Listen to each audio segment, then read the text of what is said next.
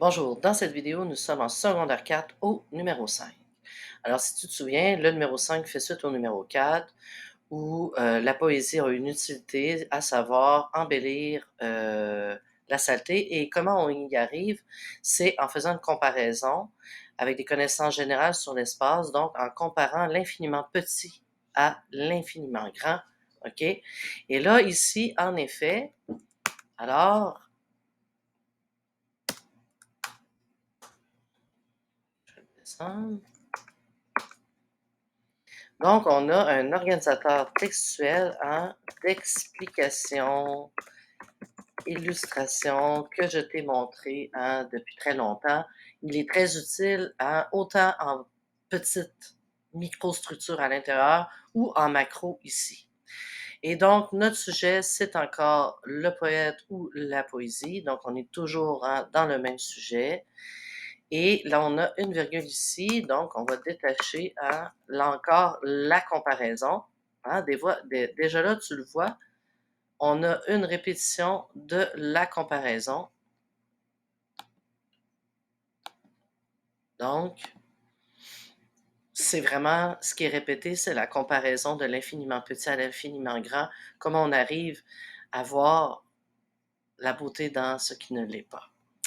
Et donc, le poète, qu'est-ce qu'il fait? Eh bien, il n'est pas censé décrire, le poète, il est censé chanter, il est censé représenter. Et là, cette fois-ci, il la décrit. D'accord? Donc, cette poussière, et la parenthèse, elle est très importante pour ceci. Un nous arrive ici.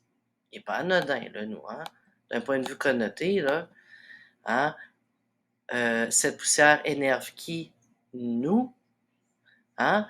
Donc, je veux dire, on inclut celui aussi, n'importe qui. Là. Je veux dire, c'est comme si on disait que la poussière, ça énerve tout le monde. Et donc, le poète, lui, qui justement décrit, donc, on se détache du simple fait de dire que la saleté, c'est propre et on va venir finalement inclure les gens en disant que ça énerve. Tout le monde, le nous. Et encore une fois, ici, comme je te disais, ben, le poète n'est pas censé décrire, il est censé chanter. Donc, on est encore dans le champ lexical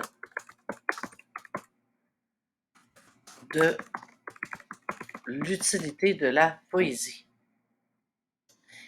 Et donc, ce qui est répété, c'est la P sub CP de comparaison avec des connaissances sur l'espace. Et là, ici, c'est comme si elle faisait partie d'un univers organisé. Jusque-là, ça va, OK, parce qu'on avait tantôt dans l'autre partie un tourbillonnant, ça nous renvoyait, on le sait, c'est organisé, bon, OK. Mais là, ce qui va être important, c'est la périphrase ici. Donc, un univers organisé, un univers, on répète encore univers, et là, ça va être par une périphrase de quelque chose que tu vas voir en secondaire 4, que tu n'as jamais vu jusqu'ici, OK? Et c'est ici, comme ça. Je vais grossir comme j'ai fait tantôt pour le ne que. Donc, on a de nouvelles notions très importantes en secondaire 4 qui vont nous servir à argumenter, OK? D'autres outils pour argumenter. Donc, les sortes de phrases subordonnées. Donc, tu sais que la P sub relative qui complète les noms. Ça, tu le sais. Tu sais aussi qu'il y a la P sub complétive qui sont des CD de verbes. La plupart du temps. Pas toujours, mais la plupart du temps. On sait aussi qu'il y a des P sub CP à divers sens. Hein?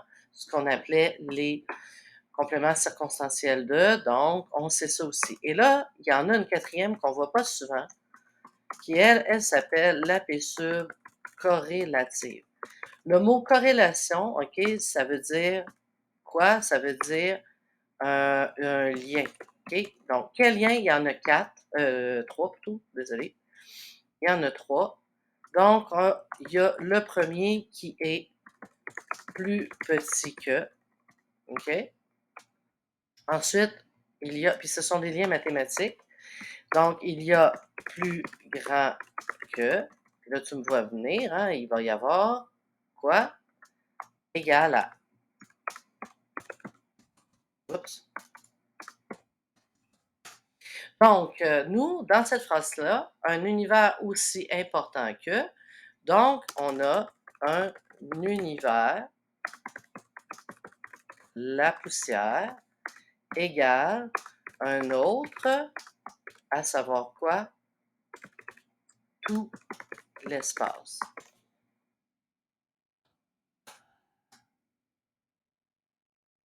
Donc, on a des phrases subordonnées qui vont avoir un rôle sur le sens, hein. Ici, compléter un nom, on complète le sens. Ici aussi, on apporte, hein, des précisions. Même ça, ici, il y en a divers, OK? Donc, la corrélative, elle, qu'est-ce qu'elle fait? Elle établit un lien, si on veut, mathématique au sens large. De dire que cet univers-là égale lui, c'est vraiment d'un point de vue mathématique. Ce serait d'un point de vue des atomes, nanana, d'un point de vue scientifique. Donc, on est mathématique, hein, scientifique. Donc, c'est la phrase subordonnée très, très utile, hein, d'un point de vue de l'argumentation pour démontrer quelque chose de scientifique. Et c'est pour ça que la phrase ici, un univers, au point de vue de la corrélation, est aussi important que celui dans lequel notre Terre naît aussi. Hein? On retrouve la restriction ici. Hein? Très habile. La restriction du départ aussi que, OK, la restriction du départ de la saleté n'est aussi que de la saleté. Ici, n'est aussi, parce que de la saleté, ce n'est qu'une particule. Donc, finalement, on compare la Terre à une poussière, hein, dans l'univers. Donc, la Terre est comparée à une particule de poussière. On est à 2 doigts de glisser dans Uber Eats, hein, quand il dit que nous sommes tous des poussières d'étoiles. Donc, corrélation scientifique, hein, mathématique. La subordonnée corrélative sert vraiment à ça, à introduire donc notre comparaison à des connaissances générales. C'est conclu par une corrélation scientifique. La Terre est comparée à une particule de poussière. Donc, on est aussi à 2 doigts de penser à l'antimatière qui égale le miroir. Hein? C'est un peu la même chose ici. Alors, voilà, P subcorrélative que nous reverrons au courant du secondaire 4. La répétition aussi.